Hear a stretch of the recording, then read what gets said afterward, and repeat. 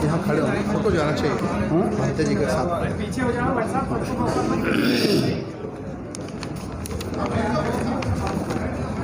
आज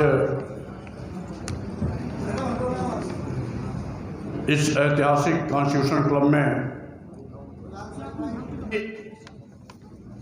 यहाँ पर उपस्थित सभी हमारे सम्मानित साथियों, भाइयों, बहनों, नौजवान साथियों, पत्रकार बंधुओं, जैसा कि और बढ़ जाओ काफी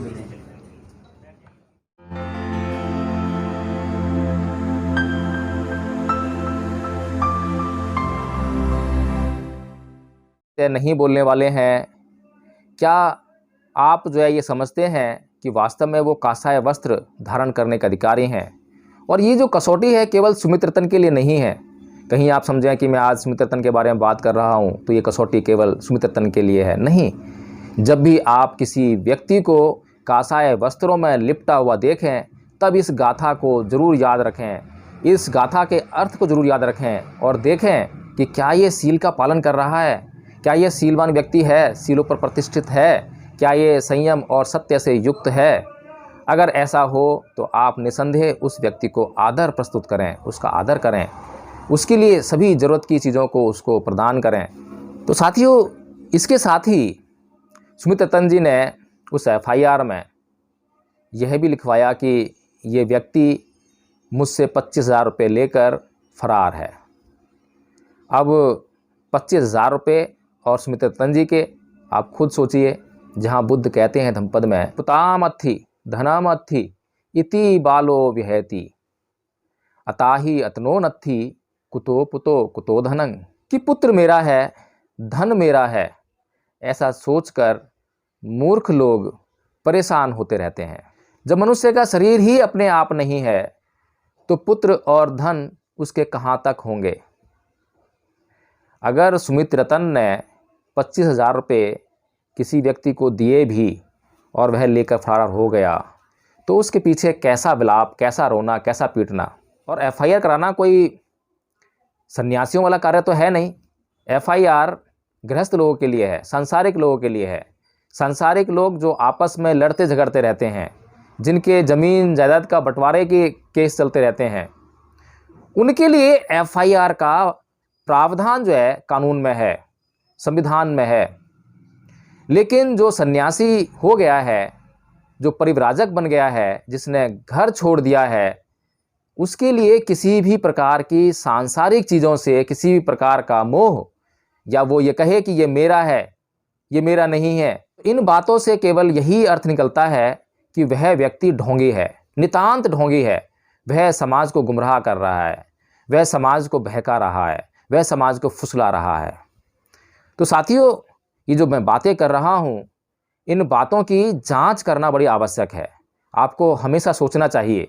जब 1-1.5 साल पहले मैं इसी प्रकार के वीडियोज़ बनाकर जब समाज को जागरूक करने का प्रयास कर रहा था कि ये जो सुमित रतन नाम का व्यक्ति है, ये राजा रतन अम्बेडकर के साथ मिलकर समाज को गुमराह करने का कार्य कर रहा है, और ये जो बोल रहा है कि 2025 तक 10 करोड़ बौद्ध बनाएगा, तो ये देखने में और सुनने में बातें बहुत अच्छी लगती हैं, बहुत सुंदर लगती हैं, बहुत आकर्षित करने वाली हैं, हमारा मन मोह लेने वाली हैं।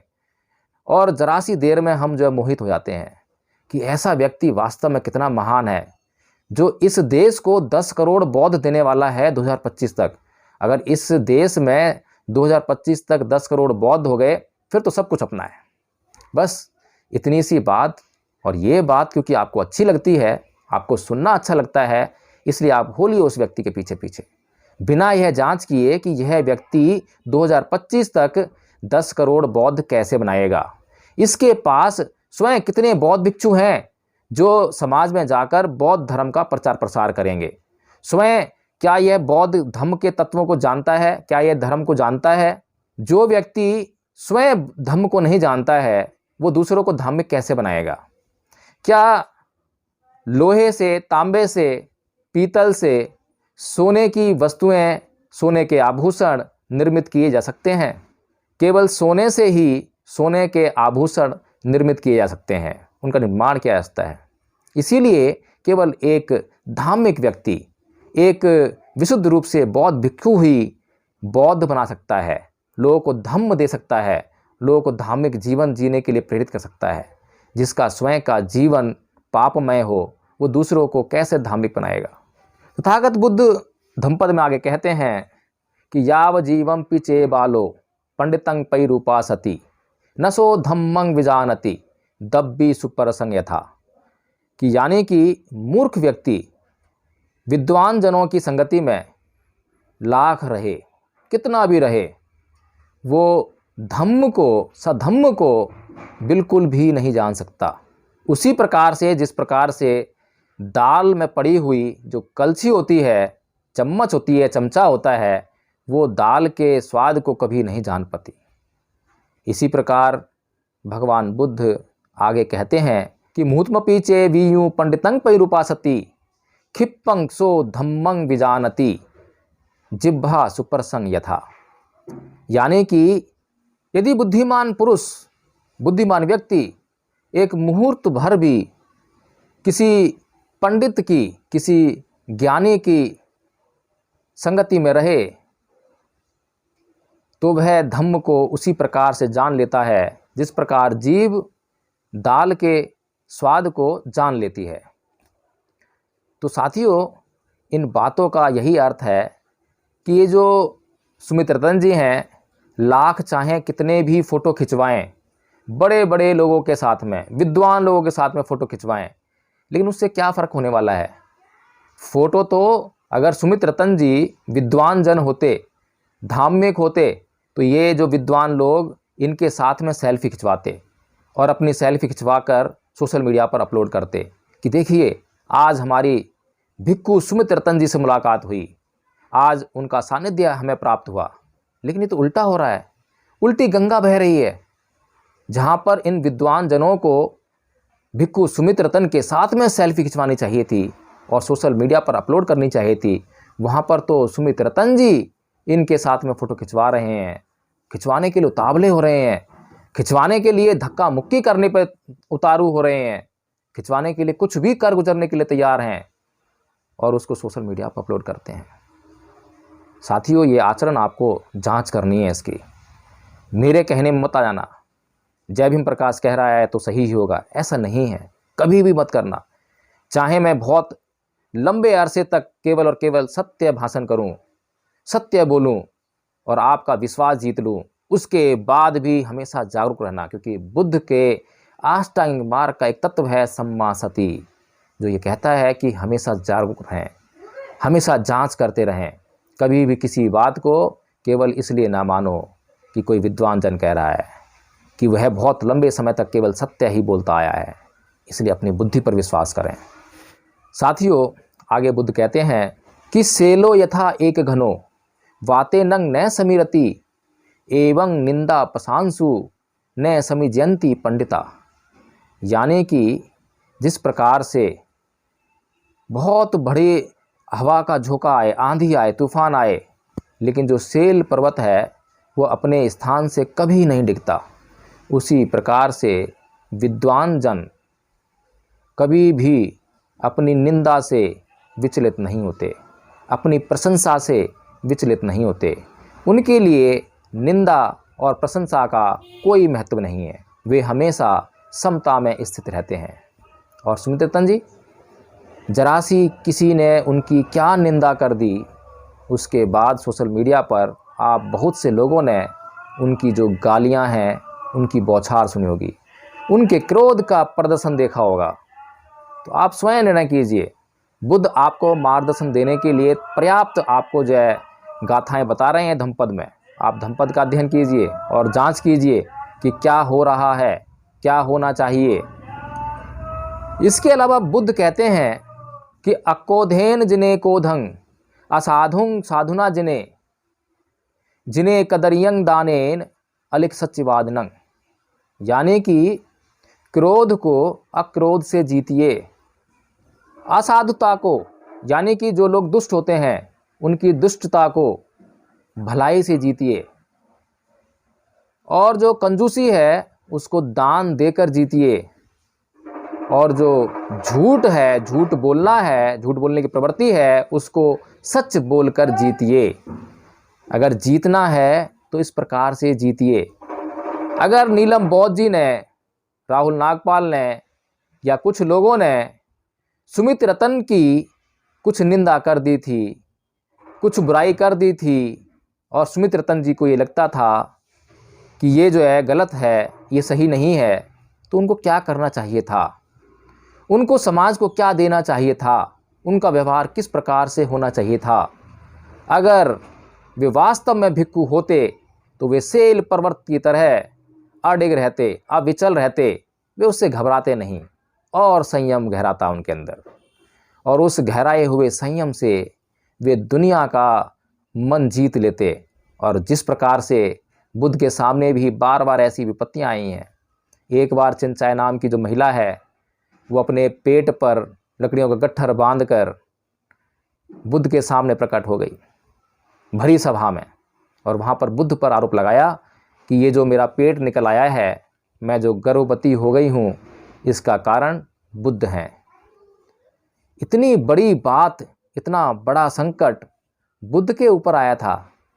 बुद्ध जरा से भी विचलित नहीं हुए, बिल्कुल भी नहीं घबराए। केवल 2 बातें कहकर ही सच्चाई का पर्दाफाश, सच्चाई अपने आप सामने आ गई। बुद्ध बोले कि हे बहन, इस सच्चाई को या तो तुम जानती हो या मैं जानता हूँ। जैसे ही शब्द निकले, करुणामयी शब्द निकले, हे बहन, जहाँ पर कि चिंचा आरोप लगा रही है कि बुद्ध ने उनके प्रति ऐसा व्यभिचार किया है, वहीं पर बुद्ध उसे कह रहे हैं हे बहन। कितनी करुणा थी शब्दों में। उस चिंचा के प्रति भी करुणा थी, जो चिंचा उन पर आरोप लगाकर उनको समाज में अपमानित करने का प्रयास कर रही थी। तो सुमित रतन जी के ऊपर तो ऐसा कोई आरोप लगा भी नहीं, किसी के पास किसी आरोप का कोई प्रमाण भी नहीं था। सुमित रतन जी कैसे विचलित हो गए, और विचलित होकर कैसे क्रोध का प्रदर्शन करने लगे, कैसे गालियों की बौछार जो है वो सोशल मीडिया पर करने लगे, ये सोचने वाली बात है। तो सुमित रतन जी जीतना चाहते हैं लोगों को, किससे? क्रोध से, असंयम से। लेकिन बुद्ध कहते हैं सो सहसंग सहसेन संगामे मानुष जिने एकं चय जेय मतानंग सैवे संगाम जुतमो। यानी कि कोई व्यक्ति संग्राम में लाखों लोगों पर विजय हासिल कर ले, कोई फायदा नहीं है। लेकिन जो व्यक्ति अपने आप पर विजय हासिल कर ले, वो सभी संग्रामों में विजयी कहलाता है। उसके लिए कोई संग्राम बड़ा नहीं है, वो हर संग्राम को जीत सकता है। तो सुमित रतन जी के सामने भी एक संग्राम पैदा हुआ, एक युद्ध पैदा हुआ।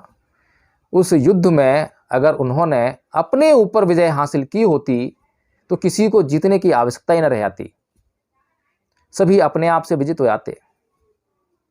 जिस व्यक्ति ने अपने भीतर से राग, द्वेष और मोह को निकाल दिया हो, दुश्मनी के भाव को निकाल दिया हो, सबको मित्र समझने की ही प्रतिज्ञा की हो, तो क्या उसका कोई दुश्मन हो सकता है?